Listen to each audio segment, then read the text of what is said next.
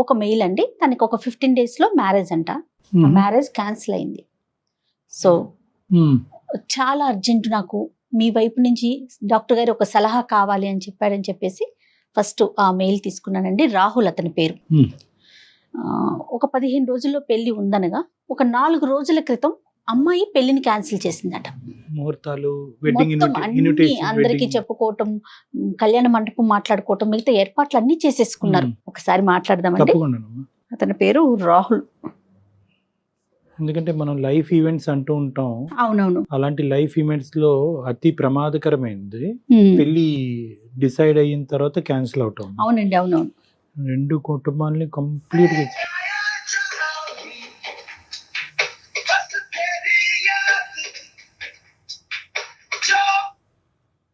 Hello hello Rahul గారండి? Hello, ఎవరు? నేను జయానండి, అందమైన జీవితం ప్రోగ్రామ్ నుంచి కాల్ చేస్తున్నాను. హలో మేడం, నమస్తే మేడం. నమస్తే అండి. నమస్తే రాహుల్ గారు. మేడం మేడం మీరు ఇంత తొందరగా రియాక్ట్ అవుతారు అనుకోలేదు మేడం. మీ మెయిల్ చూసి వెంటనే మాట్లాడాలి అని చెప్పి ఇమీడియట్ గా స్టార్ట్ చేశామండి కాల్ చేయటం. నేను అయితే డాక్టర్ గారు ఉన్నారు, డాక్టర్ కళ్యాణ్ చక్రవర్తి గారు కూడా ఉన్నారు స్టూడియోలో. ఒక్కసారి మీ thank you so much madam for calling. మీ కాల్ కోసం వెయిట్ చేస్తున్నాను మేడం. ఎప్పుడు కాల్ చేస్తారా, ఇప్పుడు మాట్లాడదామా? అదే డాక్టర్ గారు ఇచ్చే ఒక చిన్న సలహా లేకుంటే సూచన జీవితంలో ఒక మలుపు తిరగొచ్చు అనే ఒక ఉద్దేశమేనండి. దానికోసమే ఈ ప్రోగ్రాము మీకు ఇమీడియట్ గా కాల్ చేయటం ఉద్దేశం కూడా అదేనండి. ఒక్కసారి మాట్లాడండి డాక్టర్ గారితో. నమస్తే సార్. నమస్తే నాన్న, చెప్పినాను ఏంటి సమస్య, మీ వయసు ఎంత, మీరు ఎక్కడి నుంచి మాట్లాడుతున్నారు? సార్ నా పేరు రాహుల్ సార్. నాకు 29 years సార్. నేను వైజాగ్ నుంచి కాల్ చేస్తున్నాను sir. Okay. I'm working as a software engineer sir. 1.5 and above నేను take home every month sir. Super super. Very good నాన్న. సార్ యాక్చువల్లీ నా బాధ ఏంటంటే సార్, నేను ఎందుకు మెయిల్ చేశానంటే సార్, నేను ఎన్నో సంబంధాలు చూసాను సార్, కానీ ఏది నచ్చలేదు. నేను రీసెంట్ గా ఒక సంబంధం చూసాను సార్. ఆ అమ్మాయి బాగా నచ్చింది సార్ నాకు. చాలా చాలా అంటే చాలా బాగా నచ్చింది. మంచి బ్రాడ్ మైండెడ్ మంచి అమ్మాయి. తనతో మాట్లాడిన తర్వాత ఆ పెళ్లి చూపుల్లో నాకు తెలిసింది సార్.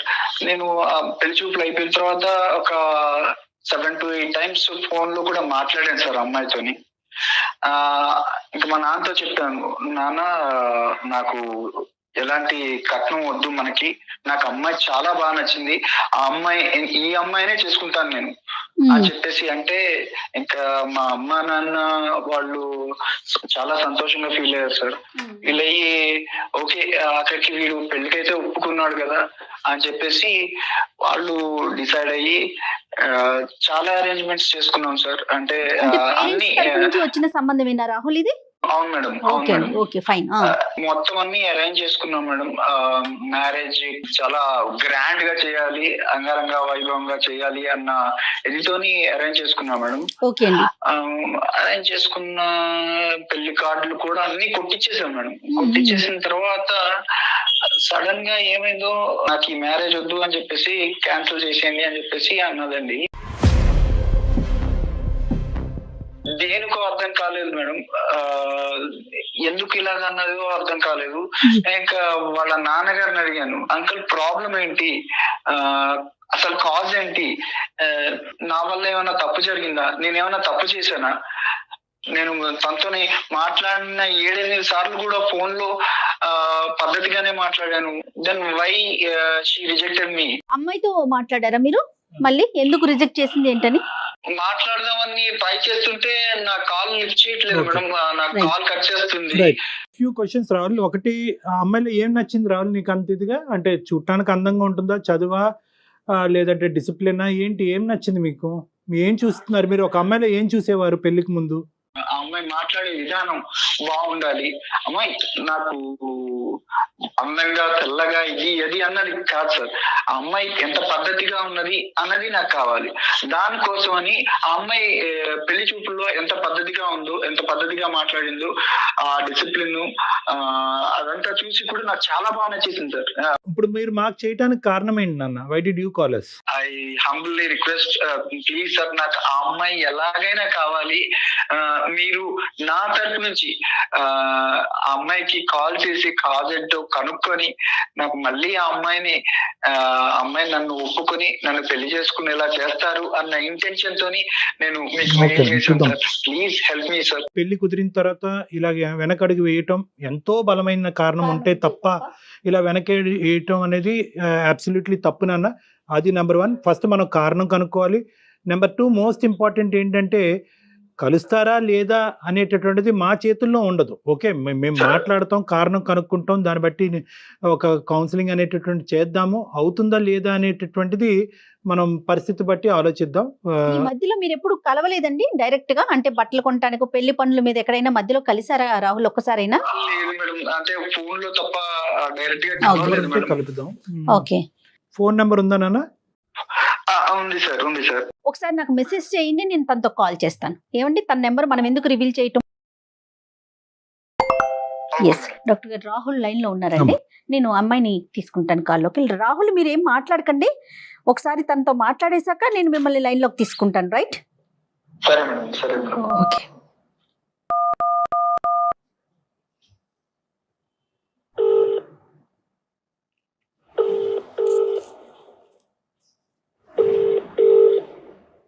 హలో హలో, హలో నేను సుమన్ టీవీ నుంచి మాట్లాడుతున్నానండి, అందమైన జీవితం ప్రోగ్రామ్ నుంచి.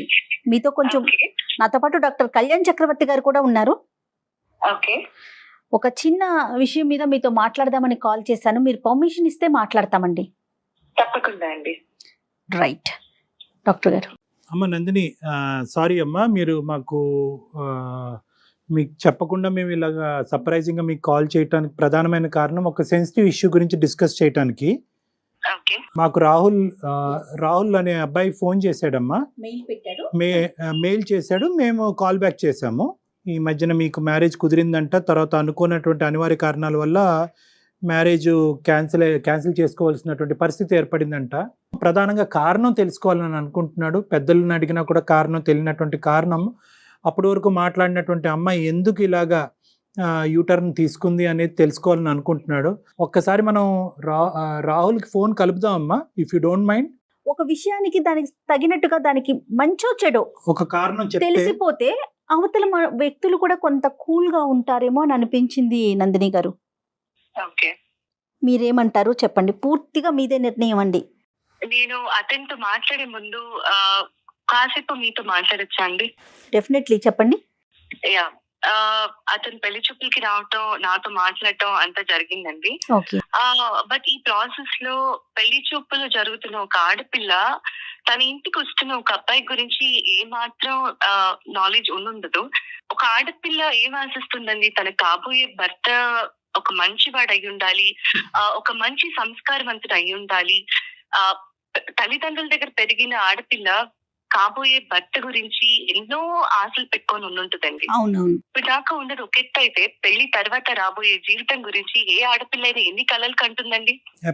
నా తల్లిదండ్రులు ఒక సంబంధం తీసుకొచ్చి, అమ్మ ఒక అబ్బాయి వస్తున్నాడు, నేను చూడటానికి వస్తాడు అని చెప్పినప్పుడు చాలా సంతోషంగా ఎన్నో ఆశలతోటి వచ్చానండి. నేను కూడా యాక్సెప్ట్ చేశాను అబ్బాయిని. వచ్చాడు, నాతో మాట్లాడాడండి.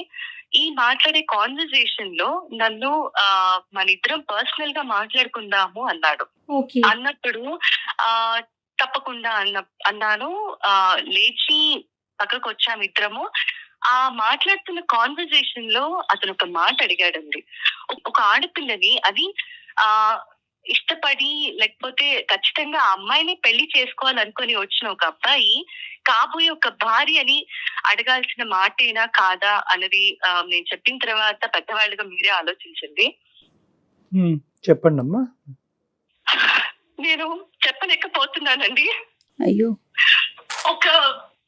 ఒక గౌరవ మర్యాద కుటుంబంలో పుట్టి పెరిగిన ఆడపిల్లని నేను చాలా సంస్కారవంతంగా మాట్లాడతాను ఎవరితో అయినా సరే. అలాంటిది నన్ను పట్టుకొని అయ్యో వర్జిన్ అని అడిగాడండి. ఒక భర్తగా అతను నా ఇంటికి వచ్చినప్పుడు అతన్ని నేను పెళ్లి చేసుకోబోతున్నాను అని నేను మనసులో ఫిక్స్ అయిన తర్వాత అయ్యో వర్జిన్ అని అడిగిన ఆ ప్రశ్నకి ఒక ఆడపిల్ల ఎలా రియాక్ట్ అవ్వాలండి? అలాంటి వాడు రేపు నన్ను ఏం చూసుకుంటాడండి? రేపు నేను పాలవాడితో మాట్లాడినా, పేపర్ వాడితో మాట్లాడినా అనుమానిస్తాడు కదా. అలాంటి వాడిని నేను ఎలా పెళ్లి చేసుకోవాలి? తన ఫ్రెండ్స్ వల్ల అయ్యి ఉండొచ్చు, లేదంటే తను పెరిగిన బ్యాక్గ్రౌండ్ అయ్యి ఉండొచ్చు. మేబీ ఇది ట్రెండ్ ఏమో ఈ మధ్య జనాలు ఇలా అడగటాలు, కాబట్టి వాళ్ళు క్యాజువల్ గా అడిగాడేమో అని కూడా అనుకున్నానండి. కొద్ది రోజులు నేను టైం కూడా తీసుకున్నాను. అందుకే ఈ ఒక్క మాట అడిగిన దానివల్ల నేను ఇంత మనసు చంపుకొని ఈ సంబంధానికి ఒప్పుకోవాలా? నాకేమంత అవసరం? లోపల నేను ఎంత కృషించిపోయానో నాకు తెలిసింది. ఆ మాటకి అతని మొహం చూడాలన్నా, తిరిగి మళ్ళీ అతనితో మాట్లాడాలన్నా నాకు ఎలా మనసు వస్తుంది? సారీ అమ్మా, నిజంగా ఈ అబ్బాయి ఈ మాట నిన్ను అడిగాడని మాకు తెలుసుంటే అసలు మీకు కాలే చేయకుండా ఉండేవాడు. అవునండి. ఎందుకంటే because this ends all conversations. ఈ ఒక్క ప్రశ్న ఏదైతే, ఈ అసభ్యకరమైనటువంటి ప్రశ్న ఏదైతే ఈ అబ్బాయి నిన్ను అడిగాడో, మరి తెలివి ఉండి అడిగాడా, తెలివి తక్కువగా అడిగాడా, మత్తులో అడిగాడో మాకు తెలియదు, కానీ ఏదైతే ఇది అడిగాడో this puts an end to all conversations. పెళ్ళి అనేటటువంటిది కుదిరింది, వెడ్డింగ్ ఇన్విటేషన్స్ వేశారు, అందరినీ పిలుచుకున్నారు, కాబట్టి ఈ కారణం అనేటటువంటిది ప్రపంచానికి తెలియాలి కాబట్టి మేము ఫోన్ చేస్తాం. ఒక 10 నిమిషాలు ఒక మనిషితో మాట్లాడితే చాలు కదా డాక్టర్ గారు, అతని క్యారెక్టర్ ఏంటో, అతని మనస్తత్వం ఏంటో తెలుసుకోవటానికి. కాదమ్మా నందిని, సహజంగా ఏంటంటే ఇలాంటి సినారియోస్లో అబ్బాయిలు అమ్మాయిలను కొన్ని ప్రశ్నలు అడుగుతారు, అమ్మాయిలు అబ్బాయిలను కూడా ప్రశ్నలు అడుగుతారు. అవతల వాళ్ళ సెన్సిటివిటీస్ అర్థం చేసుకుని నీ లైఫ్లో ఎవరైనా ఉన్నారా అనేటటువంటిది ఒక ప్రశ్న అడుగుతారు. నెంబర్ 2, ఆ లైఫ్లో ఉండేటటువంటి వ్యక్తి ఎలా వెళ్ళిపోయారు అనేది అడుగుతారు. డైరెక్ట్గా ఈ ఫిజికల్ ఇంటిమసీకి సంబంధించినటువంటి ఒక అంశాన్ని, చాలా సెన్సిటివ్ అంశం ఒక ఆడపిల్లకి, ఆ అంశం ముట్టుకునేటప్పటికి మీకు చాలా మనసు చాలా హర్టింగ్ అనిపించింది, మనసు విరిగిపోయింది. నందిని, మీరు అనుమతిస్తే ఒక్కసారి రాహుల్ని లైన్లోకి తీసుకుందాం నందిని. అంటే విషయం ఏంటి అనేది అతనికి తెలిసింది అనుకోండి, అతను చేసిన దానికి అతను పశ్చాత్తాపడతాడా, లేకుంటే ఇంకా అది అప్ టు అతని పరిస్థితి. ఈ ఇష్యూని నందిని ఎంత గాయపడినా, ఎంత బాధపడినా ఈ ఇష్యూని క్లోజ్ చేయవలసినటువంటి బాధ్యత మీ మీద ఉంది. ఇది ఓన్లీ పెళ్లి చూపులు, పెళ్లి చేయాలని అనుకోవటం కాదు, ముహూర్తాలు పెట్టుకుని పిలుపులో జరిగినటువంటి ఒక పెళ్లికి ముందు జరిగేటటువంటి ఒక చాలా పెద్ద తంతు. ఇది ఇద్దరు మనుషులకు సంబంధించింది కాదు, 2 కుటుంబాలకు సంబంధించినటువంటి అంశం. ఈ అబ్బాయి ఇలా మాట్లాడినా కూడా అట్లీస్ట్ వాళ్ళ తల్లిదండ్రులకి ఎందుకు ఇది జరిగింది అనే అంశం తెలియాలి, కాబట్టి ఈరోజు మీరు రాహుల్తో మాట్లాడితే బాగుంటుందని నాకు అనిపిస్తుంది. ఓకే, ఒకసారి రాహుల్ని నేను కనెక్ట్ చేస్తానండి. రాహుల్ గారు, నేను నందినితో మాట్లాడానండి, డాక్టర్ గారు కూడా మాట్లాడారు. ఒక్కసారి మీతో మాట్లాడతారట. దయచేసి ఇష్యూని పెంచుకోవద్దండి, ఒకసారి ఆవిడ ఏం చెప్తున్నారో వినండి. ఓకే నందిని గారు, రాహుల్ లైన్ లో ఉన్నారండి, మాట్లాడండి. హలో హలో నందిని, నేను రాహుల్. చెప్పు రాహుల్. అది కాదు నందిని, ఎందుకు రిజెక్ట్ చేసావు చెప్తావా నందిని? నువ్వు నాతో ఏమన్నావు? పర్సనల్ గా మాట్లాడడం ఇద్దరం అన్నావా? పెళ్లి చూపులకి తీసుకెళ్లి మరి అన్నావు కదా. నువ్వు ఇంత ప్రెషర్ చేసి పబ్లిక్ లో పెట్టావు కదా ఇష్యూని. ఇంకా నేను పబ్లిక్ లోకి వచ్చాక కూడా చెప్పకపోతే, నువ్వు నన్ను ఎంత హర్ట్ చేసావు అన్నది చెప్పకపోతే, నలుగురిలో నేను తలదించుకొని బతకాల్సిన అవసరం వస్తుంది. నువ్వేం అడిగావు నన్ను ఒకసారి గుర్తు తెచ్చుకో రాహుల్. వర్జిన్ అని అడిగావు, నన్ను పట్టుకొని నువ్వు వర్జిన్ అని అడుగుతావా? ఏమనుకుంటున్నావు నీ గురించి? ఇదేనా నీ సంస్కారం? ఇదేనా నీ తల్లిదండ్రులకు నేర్పించే నీ సంస్కారం? ఒక్కసారి ఆలోచించలేదా రాహుల్? నన్ను అంత ఇష్టపడ్డానన్నావు కదా రాహుల్. ఇలాంటి మాటను అడగాల్సింది ఒక కాబోయే భార్యని. ఇష్టపడిన వాడు ఇలాంటి మాట అడుగుతాడు కాబోయే భార్యని పట్టుకొని? సారీ రాహుల్, నువ్వు నన్ను చాలా బాధ పెట్టావు రాహుల్.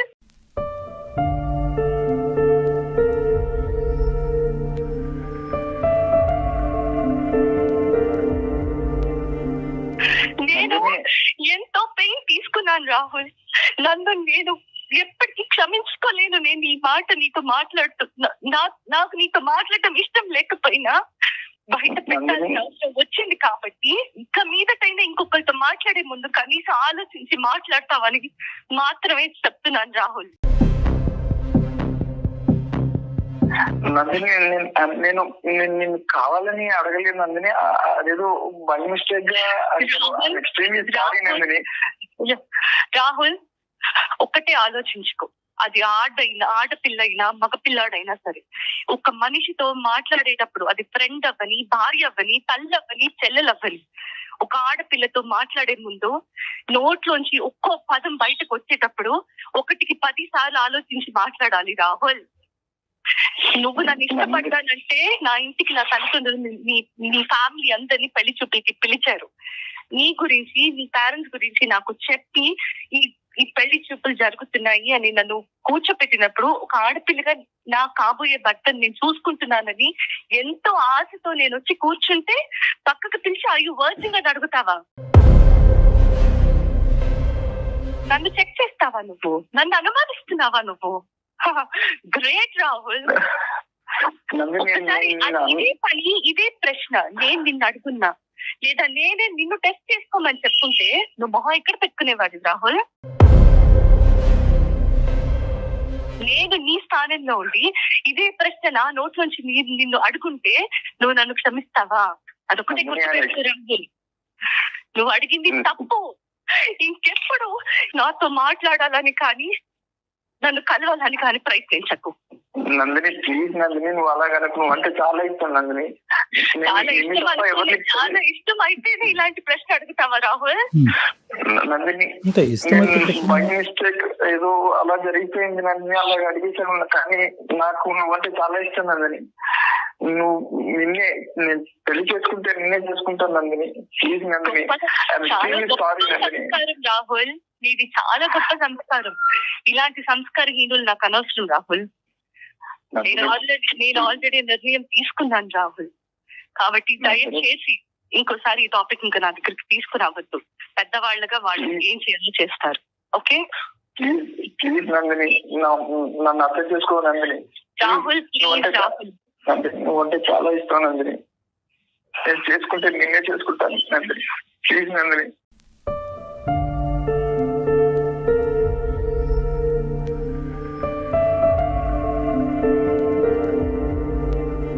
నందిని, మాట్లాడు నందిని. Sorry doctor, emotional. నా వల్ల తప్పు జరిగిపోయిందండి. అంటే నేనేదో బై మిస్టేక్, నేను కావాలని నందిని నేను అనుమానం పడలేదు, లేకపోతే నన్ను అలా అడగాలని అడగలేదు. బై మిస్టేక్ గా వచ్చేసింది.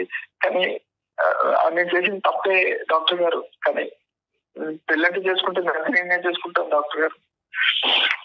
పోష్ కల్చర్ని ఎక్కడెక్కడ పెట్టుకోవాలో అక్కడ పెట్టుకోవట్లేదు. అనవసరమైన ప్లేసెస్లో ఆ కల్చర్ని మనం అడాప్ట్ చేసేసుకోవటం అసలు మన కల్చర్ అండి ఇలా మాట్లాడటం అనేది. రాహుల్, ఇప్పుడు ఏదో చేసేసేయండి, ఆ అమ్మాయిని నన్ను కలిపేయండి, this is not the issue ఇక్కడ. రాహుల్, ఒక మాట అనే ముందు మీ మదర్తో కానీ మీ సిస్టర్తో కానీ ఎంత పద్ధతిగా మాట్లాడతావో అదే పద్ధతితో కాబోయేటటువంటి భార్యని తన సెన్సిటివిటీస్ ఆలోచించి మాట్లాడటం అనేది చాలా ఇంపార్టెంట్. ఈరోజు బహుశా నందిని అక్కడ ఉంది కాబట్టి కొంతమంది అమ్మాయిలు ఉంటారు, వాళ్ళని ఇంకో పద్ధతిలో అర్థం చేసుకుంటారు. ఓకే, నా క్యారెక్టర్ గురించి అడుగుతున్నాడు కాబట్టి నీ క్యారెక్టర్ ఏంటి అని అడగచ్చు. కానీ నందిని ఆ స్థాయి అమ్మాయి కాదు. ఆ అమ్మాయి యొక్క సెన్సిటివిటీస్ నువ్వు అర్థం చేసుకోవాల్సినటువంటి అవసరం ఉంది, నెంబర్ 1. నెంబర్ 2 ఏంటంటే, ఈరోజు ఒక మాటే కదండి, మాటను నేను వెనక్కి తీసేసుకుంటాను, నన్ను క్షమించండి అన్ను అనేటటువంటి పద్ధతి ఏదైతే ఉందో అన్యాక్సెప్టబుల్ టు నందిని. మీరు చేయాల్సిందంతా చేసేశారు, అడగకూడని ప్రశ్నలు అడిగేశారు, మళ్ళీ తనే కావాలంటే ఎలా సాధ్యమవుతుంది? ఆ అమ్మాయి ఈరోజు పబ్లిక్లోకి వెళ్ళి ఈరోజు నేను ఈ అబ్బాయిని వదిలేయటానికి ఈ అబ్బాయి నోట్లోంచి ఈ మాట వచ్చింది అనేటటువంటి మాట ఆ అమ్మాయి బయటికి చెప్పలేదు. మేము అడగ్గా ఈరోజు మాకు చెప్పింది, బాధపడుతూ ఏడుస్తూ. ఎందుకు? నీ క్యారెక్టర్ని కూడా అక్కడ కాపాడేటటువంటి ప్రయత్నం ఆ అమ్మాయి చేస్తుంది. నీ నోట్లోంచి ఇలాంటి మాటలు ఊడి పడతాయి అనేటటువంటిది అంశం సమాజంలోకి వెళ్తే కనుక నువ్వు చూస్ చేసుకోవటం కాదు, అమ్మాయిలు నిన్ను చూస్ చేసుకోరు. ఒక కఠినమైనటువంటి నిర్ణయం తీసుకుంది అని భావించద్దు. ఎంత కఠినంగా ఆ అమ్మాయి మనసు గాయపడింది అన్నది ఆలోచించాలి. మీరు అమ్మాయి స్థానంలో నిలబడి పెళ్లి కొడుకు తరపున పెళ్లి కూతురు వాళ్ళు, పెళ్లి కూతురు తరపున పెళ్లి కొడుకు వాళ్ళు, ఎలా పేరెంట్స్ పెద్దవాళ్ళు వాళ్ళకి తెలియకుండా వీళ్ళు ఏంటి అనేది ఎంక్వైరీ చేస్తారు, కానీ డైరెక్ట్ గా అడిగేస్తారా ఎవరైనా? నీకు నచ్చినటువంటి అమ్మాయి అని 1కి 10 సార్లు అన్నావు. అక్కడ నువ్వు ఆటోమేటిక్ గా ఏమనుకున్నావు అంటే కనుక నీకు నచ్చింది కాబట్టి ఆ అమ్మాయికి నువ్వు ఆటోమేటిక్ గా నచ్చేసావు అనేటటువంటి అహంకార భావంతో నీ మనసు లోపల ఉండేటటువంటి ఒక ఖచ్చితమైనటువంటి భావం సో అది ఊరకనే నువ్వు అనలేదు నాన్న, ఊరకనే నోరు జారటం కాదు.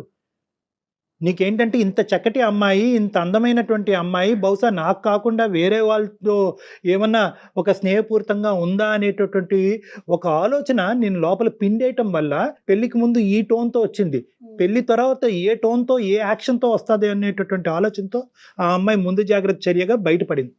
4 రోజుల ముందు క్యాన్సిల్ చేసుకుంది తను.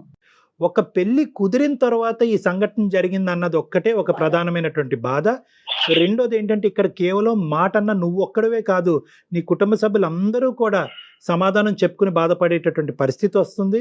రేపొద్దున ఇంకో సంబంధం వచ్చినా కూడా అది ఎటువంటి పరిస్థితుల్లో ఎలాంటి సంబంధం వస్తుంది అనేటటువంటి ప్రశ్న అందరి మనసులో ఉంటుంది.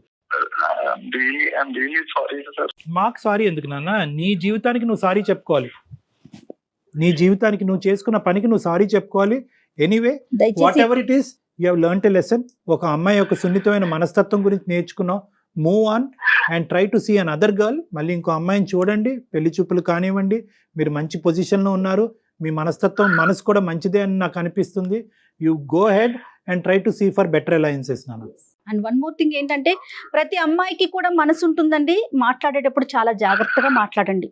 Madam sorry madam, extremely sorry. నేను కానీ ఈ ఇష్యూని ఇంతటితో వదిలేసేయండి రాహుల్. అమ్మాయి అంటే నాకు ఇంకా వద్దండి.